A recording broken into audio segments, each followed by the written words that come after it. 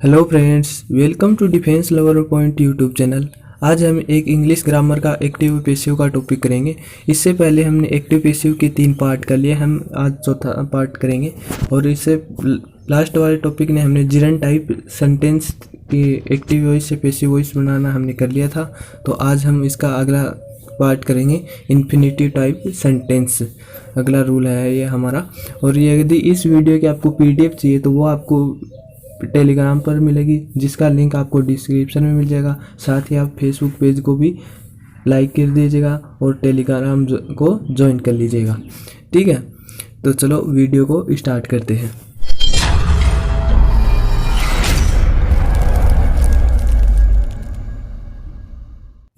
तो आज का हमारा टॉपिक है infinitive type sentence. Infinitive type sentence क्या होते हैं? जिसमें टू प्लस वर्ब की फर्स्ट फॉर्म आ जाए तो उसे इन्फिनेटिव टाइप कहते हैं। तो और ये है ना, वर्ब के बाद में दोबारा टू प्लस वर्ब की फर्स्ट फॉर्म मिलेगी तो उसे इन्फिनेटिव टाइप सेंटेंस कहते हैं। ठीक है, जैसे I like to watch TV, तो आई टू वॉच है, ये इसमें क्या होगा? इन्फिनेटिव टाइप सेंटेंस होगा। तो हम क्या करेंगे, जो टू है इससे पहले तो पार्ट है उसको सेम का सेम लिख लेंगे, मतलब आई लाइक का आई लाइक लिख लिया। फिर जो ऑब्जेक्ट है उसको ऑब्जेक्ट लिख लेंगे, फिर टू भी लगा देंगे, फिर जो वर्ब है उसकी थर्ड फॉर्म लिख देंगे। तो वॉच्ड, ये हमारा एक्टिव से पैसिव बन गया। फिर एक और एग्जांपल देखते हैं, I want to read the poetry. तो आई टू रीड है, ये तो इन्फिनेटिव हो गया। और आई वांट है, इसको सेम का सेम लिख देंगे, मतलब टू का पार्ट है उससे पहले तो सेम का सेम। फिर ऑब्जेक्ट लिख देंगे द पोइट्री, फिर टू भी लगाएंगे और फिर रीड की थर्ड फॉर्म रेड। तो ये हमारा क्या बन गया? पैसिव बन गया। ठीक है, फिर है हमारे का अगला example, he help me carry my luggage. ठीक है, ये इन्फिनेटिव यहाँ तक खत्म हो गई। ये दूसरा रूल चालू हो गया यहाँ से। तो क्या है इसका पैसिव कैसे बनाएंगे? ये सब्जेक्ट है, ये वर्ब है, ये ऑब्जेक्ट है, ये अदर्स है। तो क्या करेंगे, पहले मी का आई हेल्प, मतलब थर्ड फॉर सेकंड फॉर्म है, तो सेकंड फॉर्म किस में चेंज होती है? वाज वर्ब में। तो आई के अनुसार वाज, हेल्प की थर्ड फॉर्म हेल्प, फिर है to carry my luggage by him. ठीक है, तो अब ये टू क्यों आया? तो ये जो हेल्प है ना, इसके आगे हमेशा टू पोजीशन ली जाती है, तो इसी कारण ये टू आया। ठीक है, फिर है दे लेट मी गो। इसका पैसिव वॉइस बनाना है। तो सबसे पहले दे सब्जेक्ट है, लेट वर्ब है, मी ऑब्जेक्ट है और गो अदर्स है।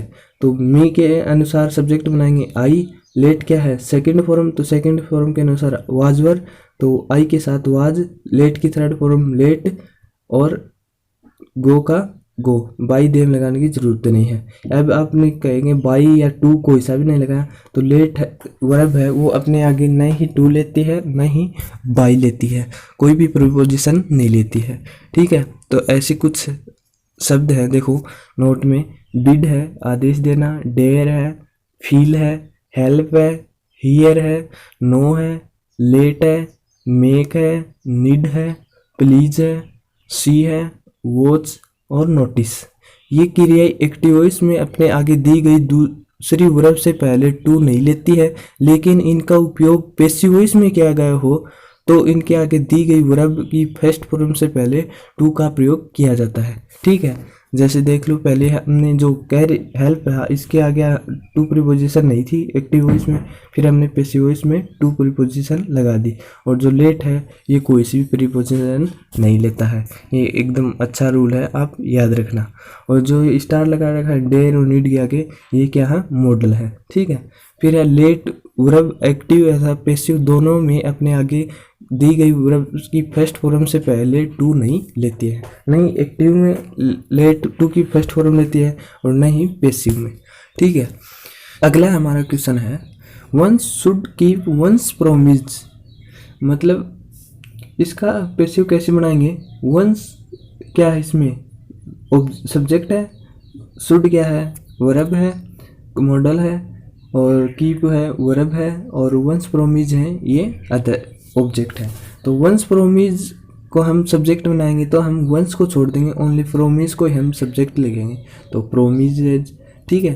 फिर शुड है, मॉडल है, मॉडल के साथ क्या करेंगे, मॉडल सेम का सेम प्लस बी लगा देंगे, तो शुड बी। और कीप की third form kept by once लगाने की ज़रूरत नहीं है, हैं, ठीक है। ये वंस को हम क्या करेंगे, पैसिव वॉइस बनाते समय हटा देंगे। फिर एक और एग्जांपल इसी के प्रकार का देखते हैं, one must do once duty, ठीक है। तो क्या करेंगे, इसमें वन सब्जेक्ट है, मस्ट क्या है, इसमें मॉडल है, डू वर्ब है, वंस ड्यूटी ऑब्जेक्ट है। ऑब्जेक्ट को सब्जेक्ट बनाएंगे तो वंस को हटा देंगे और ड्यूटी के पहले लिख लेंगे, तो ड्यूटी मस्ट के साथ क्या जाएगा, बी मॉडल के साथ, और डू की थर्ड फॉर्म डन, और बाई वंस लगाने की ज़रूरत नहीं है, ठीक है। तो इसका नोट आप अपने हिसाब से लिख लेना, ठीक है। जो वंस होता है किसी सेंटेंस में, एक्टिव वॉइस में, उसको तो हटा देंगे और बाई में वन लगाएंगे नहीं, ठीक है।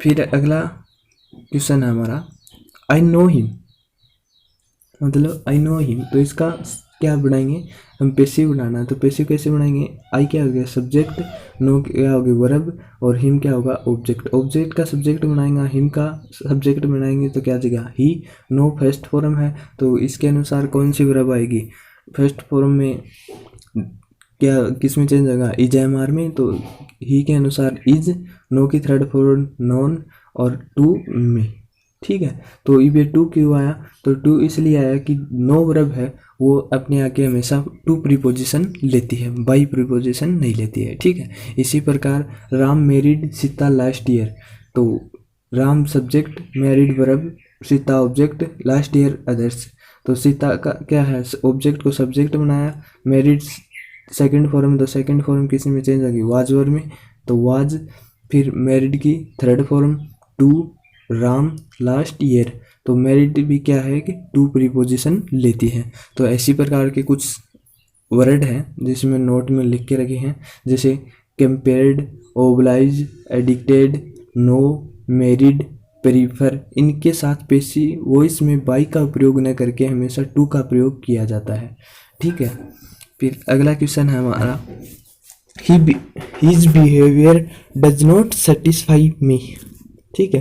तो इसमें क्या है, हिज बिहेवियर सब्जेक्ट है, डज हेल्पिंग वर्ब है, सेटिस्फाई वर्ब है, और मी ऑब्जेक्ट है। तो ऑब्जेक्ट को सब्जेक्ट बनाएंगे, जब मी को सब्जेक्ट बनाएंगे तो आई, बी डज नॉट है, ये डू डज किस में चेंज होगी, इज एम आर में, तो आई के साथ एम, नॉट साथ है तो am not, satisfied third form satisfied, और विद सब्जेक्ट हिज बिहेवियर, तो बाई का प्रयोग नहीं किया सेटिस्फाइड के साथ, किसका यूज किया है, विद का, ठीक है। तो ये कुछ ऐसी प्रकार और वर्ड हैं, जैसे सेटिस्फाइड है, क्यूरेड है, डिसगस्ट है, कवर्ड है, फ्रिल्ड है, डेकोरेटेड है, और ये एनामेंटेड है, थ्रिंग्ड है। इनके साथ पैसिव वॉइस में बाई का उपयोग न करके विद का प्रयोग किया जाता है, ठीक है। फिर अगला एग्जाम्पल है हमारा, दिस बुक कंटेन्स 100 पेज, ठीक है। तो इसमें क्या है, दिस बुक क्या है, सब्जेक्ट है, ठीक है, और कंटेंट्स है, इसमें वर्ब है, और 100 पेज है, ये ऑब्जेक्ट है। तो सबसे पहले ऑब्जेक्ट को सब्जेक्ट बनाएंगे तो 100 पेजेज, फिर है कंटेंट्स एस लग रहा है, तो इसमें किस में चेंज होंगे, इज एम आर में, तो पेजेस बहुत सारे हैं तो इसके अनुसार आर, फिर third form content in, by की जगह क्या लगा दिया, इन, और दिस बुक, तो ये भी इन क्यों लगाया, तो ये कंटेंट वर्ड है, ये अपने आगे हमेशा इन प्रीपोजिशन लेता है, ठीक है। तो फिर इसी प्रकार का एक और एग्जांपल है, दिस चैप्टर नीड्स करेक्शन, तो इसमें क्या है, दिस चैप्टर सब्जेक्ट है, नीड वर्ब है, और करेक्शन ऑब्जेक्ट है। तो ऑब्जेक्ट को सब्जेक्ट बनाएंगे, सबसे पहले तो करेक्शन को क्या करेंगे, सब्जेक्ट करेक्शन, नीड्स है, एस है, तो इसके अनुसार इज आ जाएगा, और फिर क्या थर्ड फॉर्म नीड, ये एस नहीं आएगा, नीड, ठीक है, और फिर बाई की जगह इन आ जाएगा, और फिर दिस चैप्टर आ जाएगा, ठीक है। तो अब ये इन क्यों आया, तो ये भी नीड है, ये अपने आगे हमेशा इन प्रीपोजिशन लेता है, बाई प्रीपोजिशन नहीं लेता है। तो कुछ वर्ड हैं जैसे नीड है, इंटरेस्टेड है, कंटेन है, इंग्लफ है, इनके साथ पेशिव वॉइस में बाई का प्रयोग न करके हमेशा इन प्रीपोजिशन का प्रयोग किया जाता है।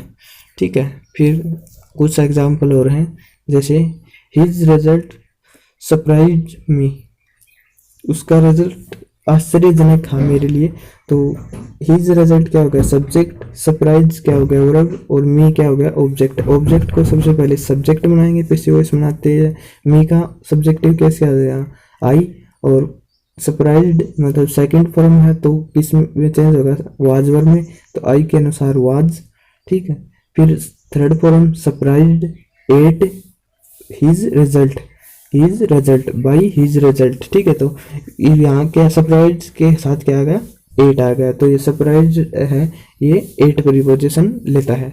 फिर अगला एग्जांपल है, दे नो एवरीबॉडीज हेयर, तो दे यहाँ पर क्या है, सब्जेक्ट, नो है यहाँ पर वर्ब, एवरीबॉडी क्या है इसमें ऑब्जेक्ट है, और हेयर क्या है यहाँ कॉम्प्लीमेंट है, मतलब अदर्स है।